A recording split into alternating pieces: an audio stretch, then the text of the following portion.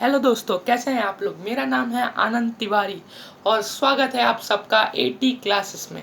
और आज मैं आप सबको स्टेट्स ऑफ मैटर पार्ट 2 पढ़ाने वाला हूँ, यानी कि एनसीईआरटी का चैप्टर नंबर 1 का पार्ट 2 का वीडियो है ये। अगर आप उम्मीद है आपने मेरा पहला वीडियो देखा, अगर आपने नहीं देखा है तो तुरंत जाकर देखें उसे।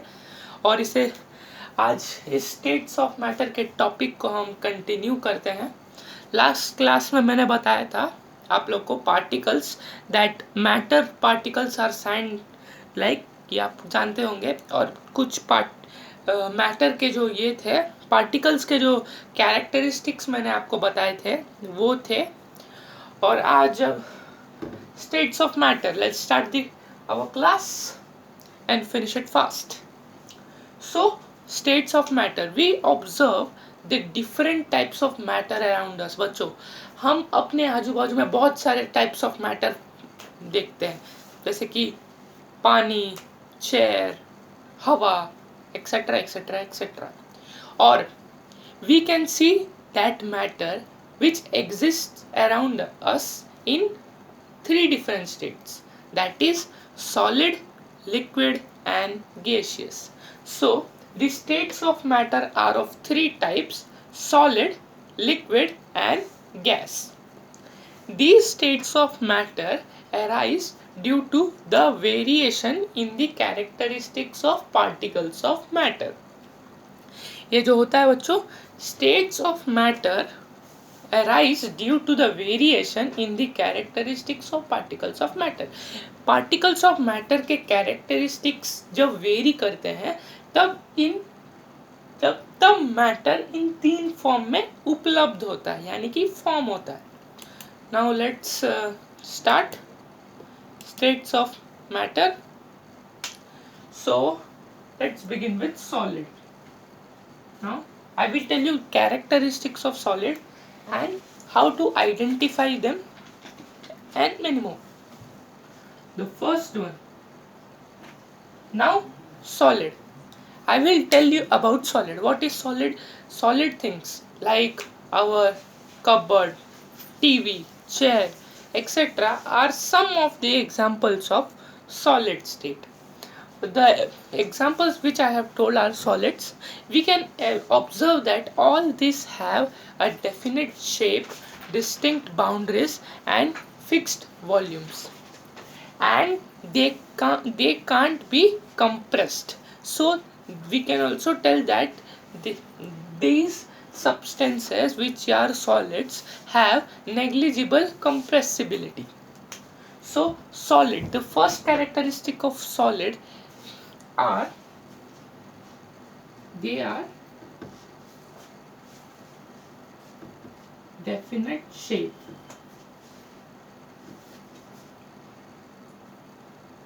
They have distinct boundaries.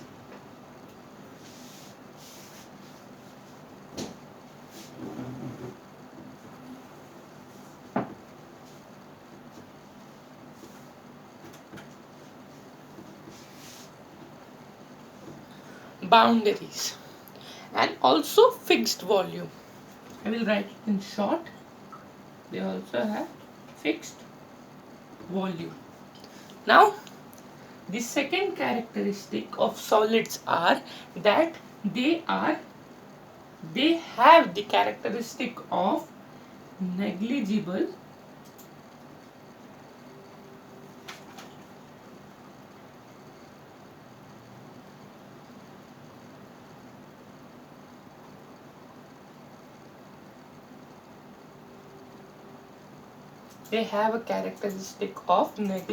compressibility. Now the third characteristics which I will tell you that solids have the tendency to maintain their shape when subjected with outside force। जब solids को outside force दिया जाता है तब भी उनकी shape maintain रहती है। As I had told that solids have definite shape, distinct boundaries and fixed volume. Their volumes can't be changed. But there is one more characteristic These solids may break under the force, but it is difficult to change their shape or volume. So they are rigid. Now the third characteristic is they have maintained tendency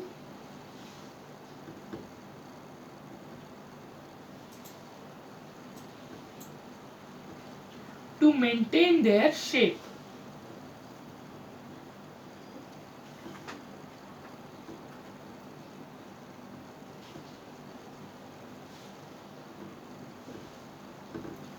To maintain their shape.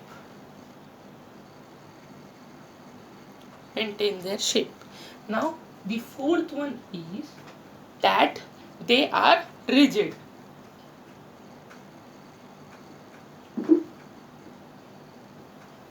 These are the four characteristics of solid. Now let's move on with some other characteristics that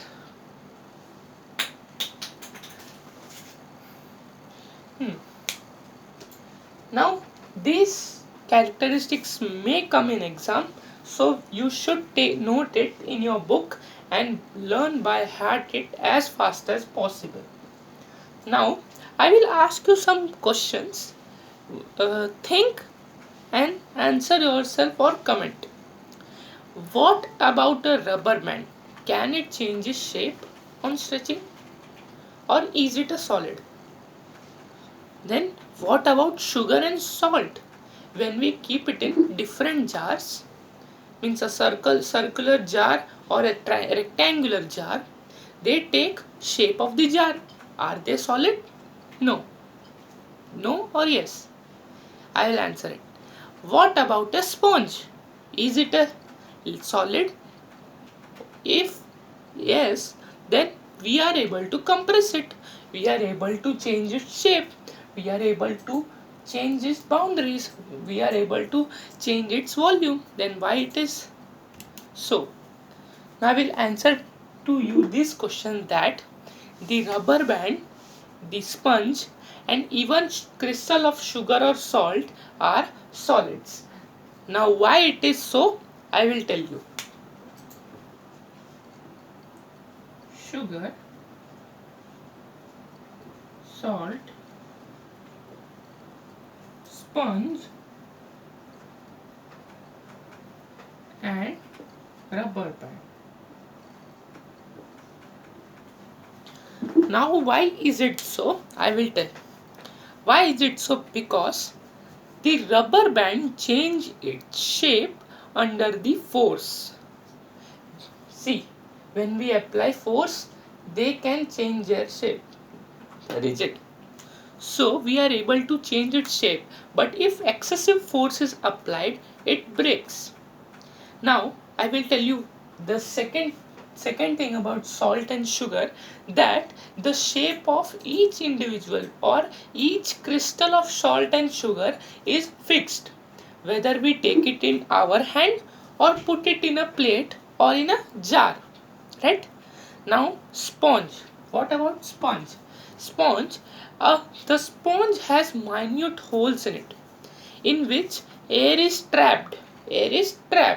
When we press it, the air is expelled out and we are able to compress it and it changes its shape. But when we release, it again regains its shape.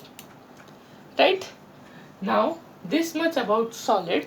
Let's move on to the second state of matter, that is liquid.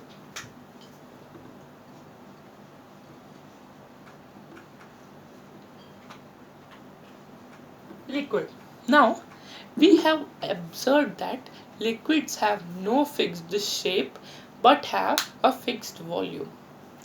The best example of liquid is water. Water is a liquid. It has no fixed shape, whether we move it to a circular jar or to rectangular jar. But if it has a fixed volume, the liquids take up the shape of the container in which they are kept, right? Now I told you.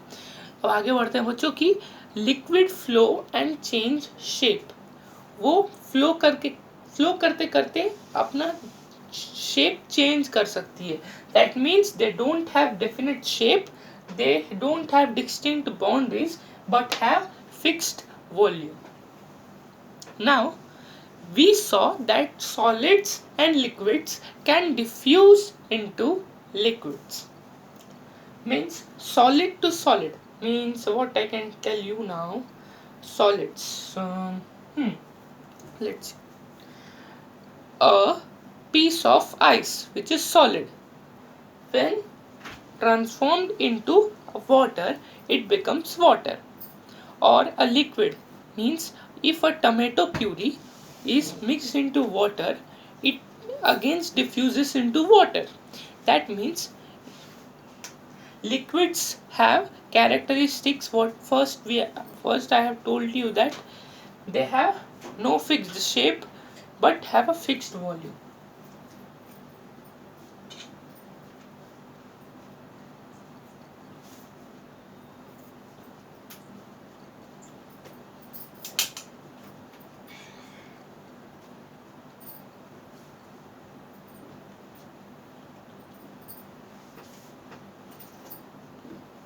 No fixed shape but fixed volume. Now they take up this shape of container in which they are kept. That means they don't have distinct boundaries, right? Now liquids flow and change shape, so they are not rigid but can be fluid. So the second characteristic of liquids are that they are not rigid. Now the third is solids and liquids can diffuse into liquids. This shows us that liquids have characteristic of diffusion. Just a minute.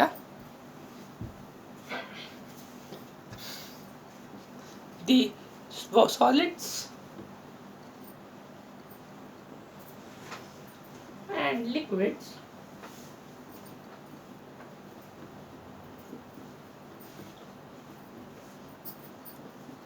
diffuses into liquids.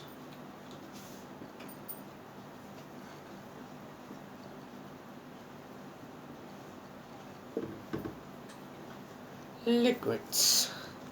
The gases from the atmosphere diffuses and dissolve in water. Now, how do gases from the atmosphere can dissolve in water? How it is possible? I will tell. Now, basically the chemical formula for water is H2O. Now, in this case, water has two molecules of hydrogen, means two atoms of hydrogen and one atom of oxygen. Oxygen is a gas in which shows that gases from the atmosphere can also diffuse and dissolve in water. So they have four characteristics that gases can also dissolve in water, diffuses into liquids. Same thing. So we can also write this like this, that solids, liquids and gases diffuses into liquids, right? These gases, especially oxygen and carbon dioxide, are essential for the survival of aquatic animals. The H2O, oxygen, the one atom of oxygen present in the one drop of water or the one molecule of water, this oxygen is supplied to the survival of aquatic animal.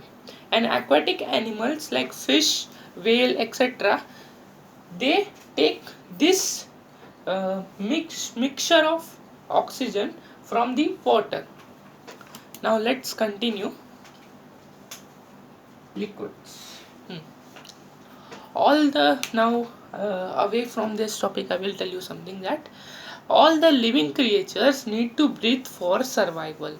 The aquatic animals can breathe under the water due to the presence of dissolved oxygen in water, right? पानी में जो oxygen होता है, पानी की जो chemical formula है वो H2O। सो उसमें 2 atoms of hydrogen and 1 atom of oxygen. So ये जो डिजॉल्व ऑक्सीजन है वाटर में, ये एक्वेटिक एनिमल्स अपने ब्रीथिंग के लिए यूज करते हैं। वी में और इस पॉइंट का वही जो मैंने लिखा है वो लिखा है इसमें कि thus we may conclude that solids, liquids and gases can be diffused into liquids. Now the rate of diffusion of liquids is higher than that of solids. Means solid की जो डिफ्यूजन है वो लिक्विड से कम है और liquids की जो diffusion है वो सॉलिड से ज़्यादा है। So rate of diffusion is higher. Rate of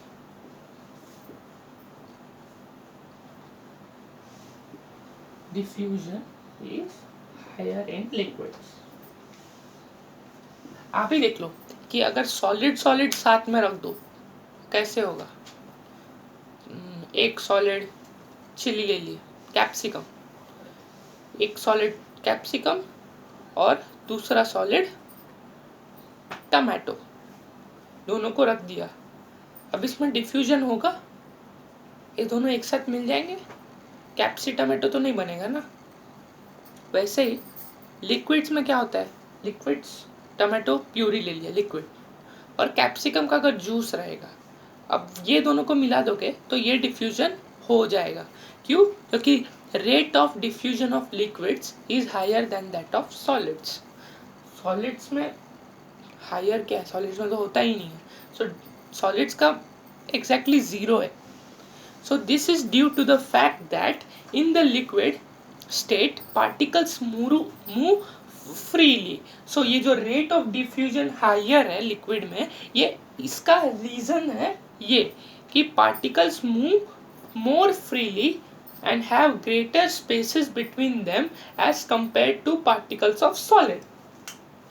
अब मैं आपको एक चीज बताता हूँ कि सॉलिड, अब एक क्यूब लिया आपने, उसमें एक क्यूब में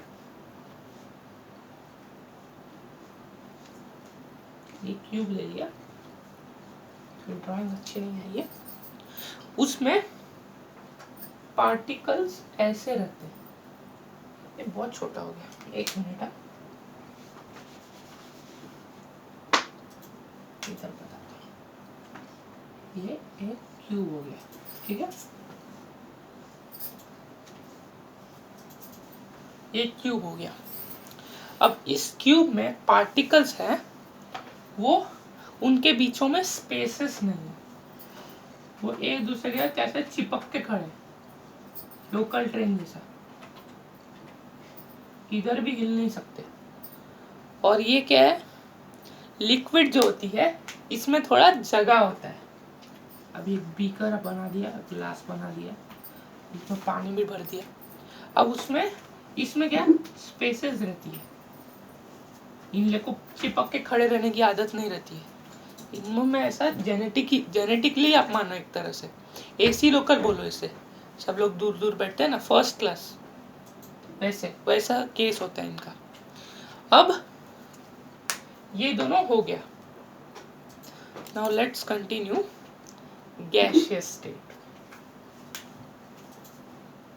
गैसियस स्टेट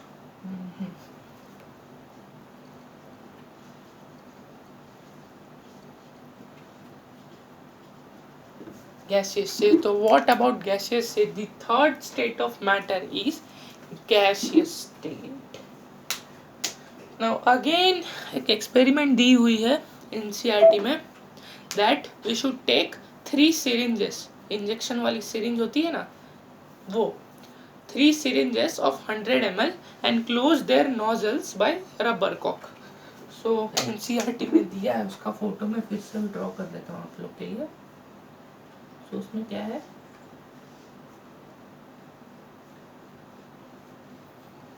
ऐसा होता है शायद से कुछ, ठीक है drawing.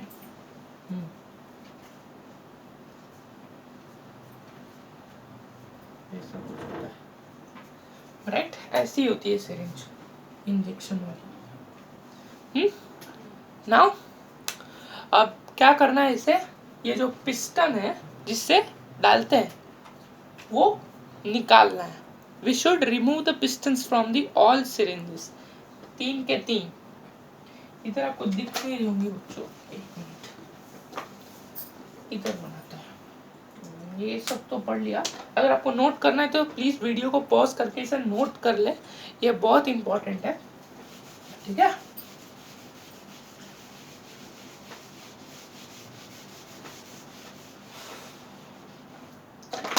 So we were discussing about gases.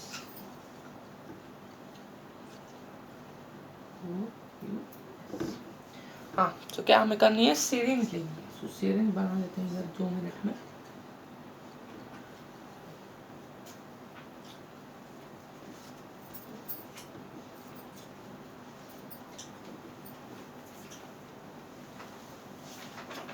ऐसी होती है राइट, 3 इंजेक्शन। जल्दी जल्दी बना लो, ठीक है। थोड़ी सी पिघलेगी।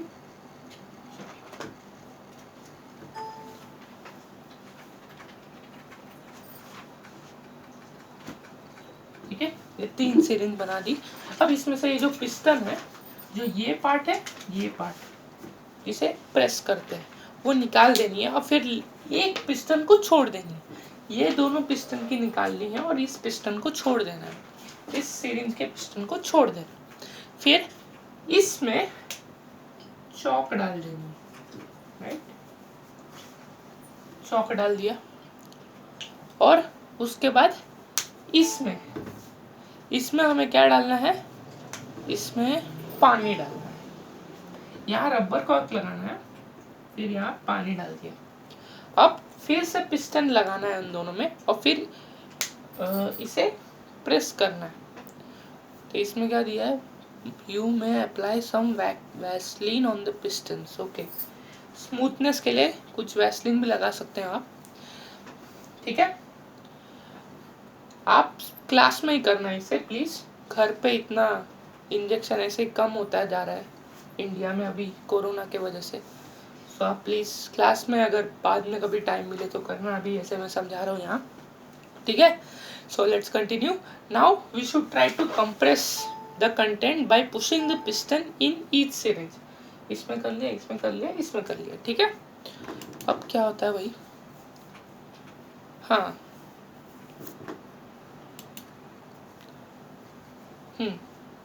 हम देखेंगे कि ये जो चौक है ये थोड़ा थोड़ा प्रेशर अप्लाई करती है, पानी उससे भी कम अप्लाई करती है।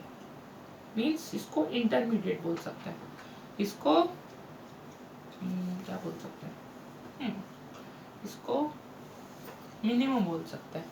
और ये जो गैसेस होती है ये हाईली कंप्रेसिबल होती है, हाईली कंप्रेसिबल।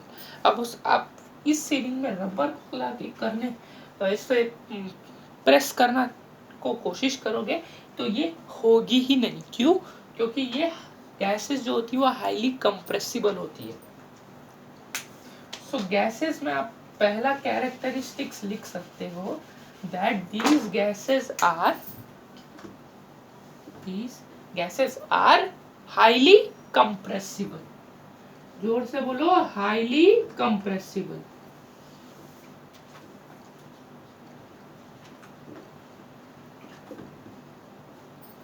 हाईली कंप्रेसिबल, सो मत जाना कोई। हाँ, अभी और इम्पोर्टेंट आ रहा है, अभी कंप्रेस्ड गैस के बारे में पढ़ेंगे। Highly compressible gases are highly compressible, so what is compressed gases. Now LPG आती है हमारे घर पे, भारत पेट्रोलियम गैस, सब बहुत सारे आते हैं। सो सिलेंडर, ये जो सिलेंडर होती है ऑक्सीजन सिलेंडर, आपने देखा नहीं होगा, भगवान ना करे कभी किसी को देखना पड़े लेकिन ये जो ऑक्सीजन सिलेंडर्स होती है, एलपीजी सिलेंडर्स होती है, इनमें जो गैसेस होता है ये कंप्रेस्ड गैस होता है। और एक और सीएनजी होती है जो कंप्रेस्ड नेचुरल गैस, जो ऑटो में पड़ती है।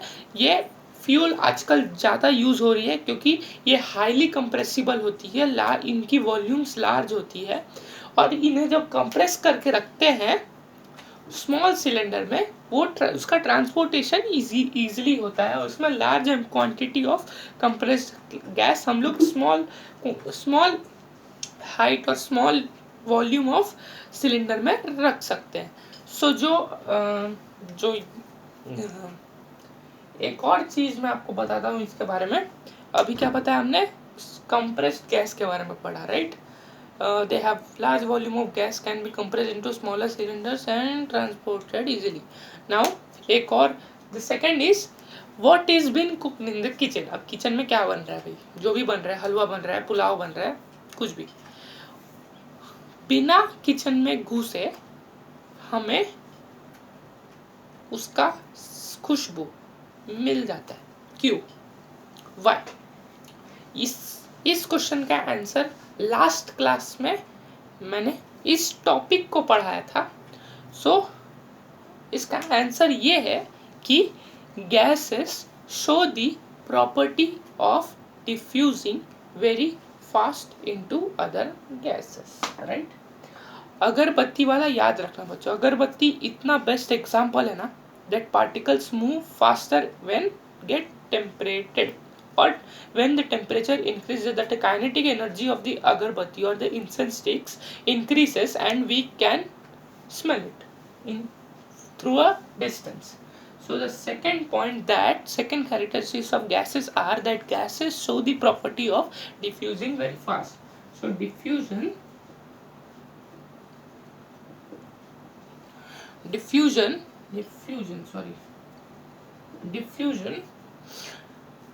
occurs very fast. Diffusion is very fast in gases as compared to this diffusion occurs to other gases very fast, right? Now in the gaseous state, particles move randomly at high speed, right? अब kitchen में जो पक रहा है वो आधे घंटे बाद तो तुम्हें सुगंध देगा नहीं, वो कुछ थोड़ी देर में दे देता है। सो इससे हमें ये पता चलता है कि एयर में पार्टिकल्स ज़्यादा स्पीड से मूव करते हैं। सो इसका थर्ड कैरेक्टरिस्टिक ये हो गया कि particles of gases move at random at high speed. Particles of gases move at high speed. देखिए, particles of gases move at high speed. Now let's continue. The pressure exerted by the gas is because of the force exerted by the gas particles per unit area on the walls of container.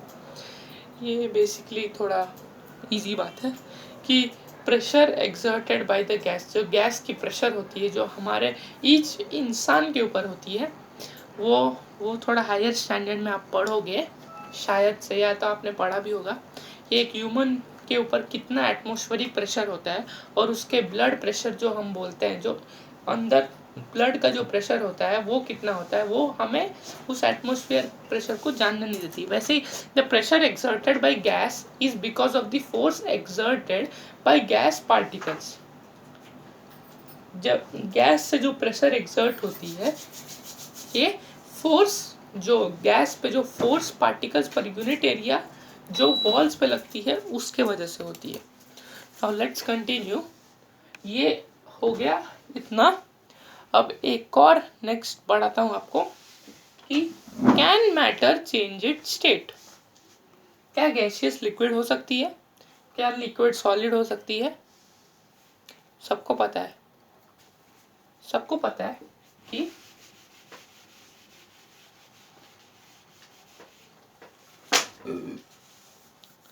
we all know from our observation that water can exist in 3 states. सबको पता है ice, water is the best example that matter can exist in 3 states. What are these states? That let's continue. That solid, liquid and gas. Solid जो होती है वो ice होती है, liquid जो होती है वाटर होती है, और गैस होती है वेपर। वाटर वेपर बोलते हैं, हमसे वेपर लिख रहा हूँ, ठीक है। अब क्या है, हम सबको मालूम है सॉलिड आइस होती है, लिक्विड वाटर होती है, गैस वाटर वेपर होती है। अब what happens to the particles of matter during change of state. अब पार्टिकल्स ऑफ मैटर को क्या होता है जब ये आइस से वाटर में कन्वर्ट होती है, और लिक्विड से गैस में, या वाटर से वाटर पेपर में कन्वर्ट होती है। So how does this change takes place? Now let's know. On increasing the temperature of solids, the kinetic energy of the particles increases. ये आम बात है, ये हमने लास्ट लेक्चर में पढ़ा था कि अगरबत्ती का जो टॉपिक था कि जब लाइट जलाते हैं हम तब काइनेटिक एनर्जी इंक्रीज होती है और पार्टिकल्स जल्दी मूव करती है, और इस काइनेटिक एनर्जी के वजह से पार्टिकल्स ग्रेटली वाइब्रेट होना चालू होती है। Now the energy supplied by heat overcomes the force of attraction between the particles. Now, energy supplied by heat overcomes the force of attraction between the particles. जो heat पैदा होती है, kinetic energy बढ़ता है जब हीट पैदा होती है, तब वो एक फिक्स्ड पोजीशंस पे होती है। वो काइनेटिक एनर्जी बढ़ने पे उनकी पोजीशंस चेंज होने लगती है। They start move freely, they start moving more freely. At this stage reached when solid melts and is converted into a liquid. The force of attraction इतना बढ़ जाता है कि solid को particles को छोड़ना में इतना फोर्स बढ़ जाता है कि पार्टिकल्स को एक दूसरे से एक्सपेल, जैसे मैग्नेट का होता है वैसे वो करना पड़ता है, तो वो होता है। इस वजह से ये मिनिमम टेम्परेचर, इसका जो मिनिमम टेम्परेचर यानी कि सॉलिड टू आइस का मिनिमम टेम्परेचर होता है 100 डिग्री सेल्सियस। सॉरी ये बॉइलिंग है, ये इसका है, इसका होता है 0 degree Celsius to 4 degree Celsius. इसे लैटेंट हीट ऑफ फ्यूजन भी बोलते हैं कि लैटेंट हीट ऑफ फ्यूजन, ये थोड़ा बाद में पढ़ाऊंगा आपको, ठीक है। ये हो गया ये, और उसके बाद effect of change of pressure. Now the melting point of A solid is an indication of the strength of force of attraction between its particles. और जो अब ये एक बात मैं टेक्स्ट बुक में नहीं दिया है, मैं बता रहा हूँ आपको क्योंकि मुझे मालूम है आइस की जो आइस की जो टेम्परेचर होती है वो होती है 273 केल्विन। टेम्परेचर के 3 यूनिट है, एक तो एसआई यूनिट है केल्विन, और दूसरे 2 यूनिट्स हैं वो है डिग्री सेल्सियस और डिग्री फ़ारेनहाइट। सो केल्विन है भाई, हमें डिग्री सेल्सियस चाहिए, तो आप बोलो कहाँ से लाओगे? So K is equal to, formula है ये, K is equal to degree Celsius plus 273। So ice की कितनी हो गई? 0 डिग्री है, 0 273 केल्विन, राइट। अब है डिग्री सेल्सियस अगर फाइंड आउट करना है तो वो 273 माइनस कितना है, ये 0 डिग्री सेल्सियस आ जाएगा, राइट। अब डिग्री फ़ारेनहाइट का मैं बता दूं, डिग्री फ़ारेनहाइट का फॉर्मूला ये है बच्चों कि degree Fahrenheit is equal to degree Celsius into 9/5 plus 32, ये इसकी। और इफ यू वांट दी, और बॉइलिंग पॉइंट जो होती है डिग्री 100, सो केल्विन 373 केल्विन, बॉइलिंग यहाँ 373 केल्विन आएगा, राइट। अब मैं आपको बताता हूँ कि डिग्री सेल्सियस का जो फॉर्मूला आता है वो कैसे होता है। डिग्री सेल्सियस का फॉर्मूला कैसे हो सकता है कि 273 के माइनस 273, और degree Celsius is equal to degree Fahrenheit minus 32 into 5/9, ये इससे मैंने बनाया। सो ये फॉर्मूला बाय हार्ट कर लो, अभी से बाय हार्ट कर लोगे तो बहुत अच्छा है, नहीं तो आप सिर्फ इसे एक्स्ट्रा नॉलेज एक समझो। अब अब हमने ये भी पहले से पढ़ चुके हैं हम कि difference between states of matter is due to the difference in the distances between their constituent particles. ये देखो, ये जैसा मैंने बोला सॉलिड में एकदम local train second class solid, ठीक है, फर्स्ट क्लास थोड़ा दूर दूर, और बिजनेस क्लास फ्लाइट एयर में होती है। बलून बना रहा हूँ इधर, ठीक है, बलून में इधर होगा एक, इधर होगा, इधर होगा, इधर होगा, दूर दूर बैठते हैं, ठीक है, सोशल डिस्टेंसिंग बोला है ना वैसा, ठीक है, 6-6 फीट की दूरी पे। 6-6 फीट का बलून नहीं होता है लेकिन फिर भी। Now applying pressure and reducing temperature can qualify gases. अब गैसेस की एक और कैरेक्टरिस्टिक है कि जब उसे प्रेशर और टेम्परेचर रिड्यूस होता है सो गैसेस लिक्विफाई किए जा सकते हैं, यानी कि उन्हें लिक्विड में कन्वर्ट किया जा सकता है। हाँ, ये होता है हमारे घर पे जो किचन पे जो एलपीजी आते हैं सिलेंडर, उसमें गैसेस एक्चुअली लिक्विफाई फॉर्म में होते हैं, जो हमें समझ में नहीं आता। हमें लगता है कि अंदर सचमुच एक गैस भरी है, एक्चुअली वो लिक्विफाई फॉर्म में होते हैं, और जब एटमॉस्फेयर से कंबाइन करते हैं तब वो गैस बन जाते हैं, राइट। अब प्रेशर प्रेशर प्रेशर ये मेन है। प्रेशर प्रेशर का ऐसा यूनिट है PA यानी कि पास्कल। अब उसके आगे जो उसका डिग्रीज है ये मैं आपको बाद में बताऊंगा, इसके बारे में अभी आपको उतना नहीं पढ़ना है। फिर 10 we can say that temperature and pressure determine this substance whether it is a solid, liquid और गैसियस। अभी तक हमने ये सब पढ़ा। अब यहाँ लेसन खत्म होता है आपका जो सेकंड लेसन है, और अब मैं इसके आगे का अभी तो नहीं पढ़ाऊंगा लेकिन इसके आगे का कल पढ़ाऊंगा। और आज चालू करते हैं अब एक रिवीजन चालू करते हैं, दैट व्हाट वी लर्न। ये बच्चों सबसे मेन पार्ट होता है एनसीईआरटी का, इसको हमेशा पढ़ना चाहिए। और हमेशा जब भी आप लेसन पढ़े तो पहले इसे पढ़ें, उसके बाद बिना देखे आंखें बंद कर अपने मन में इसे रिकॉल करें, ताकि आपने जो पढ़ा है वो आपको सचमुच अच्छी तरह से याद रह सके। So now matter is made up of small particles, ये हमें मालूम है, सैंड लाइक पार्टिकल्स होता है। हाँ, now matter around us exist in 3 states, we know solid, liquid and gaseous. Now also we know that force of attraction between the particles are maximum in solid max, liquid intermediate, minimum gases। force of attraction local में force of attraction ज़्यादा होता है first class में, second class में second class छोड़ो, second class में force of attraction ज़्यादा होता है, राइट। सेकंड क्लास में फोर्स ऑफ अट्रैक्शन ज़्यादा होता है, फर्स्ट क्लास में इंटरमीडिएट होता है, और फ्लाइट में बिजनेस क्लास में मिनिमम होता है, गैसेस जिसे हम बोलते हैं। ये सबसे आसान तरीका है बच्चों याद करने का, एग्जाम्पल से आप जितना जल्दी याद कर सकते हैं। और now the spaces between the constituent particles and kinetic energy of the particles is minimum in case of solid. Force of attraction ज़्यादा है इसलिए ये मिनिमम है। अब लिक्विड हमेशा इंटरमीडिएट रहती है, उसे कुछ काम ही धंधा नहीं, एकदम लेजी की तरह बस बैठी रहती है एक जगह, जहाँ डाल दो वहाँ जल जाएगी यानी कि ढल जाएगी वैसे, ठीक है। फिर है हमारा गैसेस में मैक्सिमम रहता है। कॉन्स्टिट्यूएंट पार्टिकल्स और काइनेटिक एनर्जी टेम्परेचर इंक्रीज करता है तो जल्दी मूव करता है, इसे गैसेस में जल्दी होती है।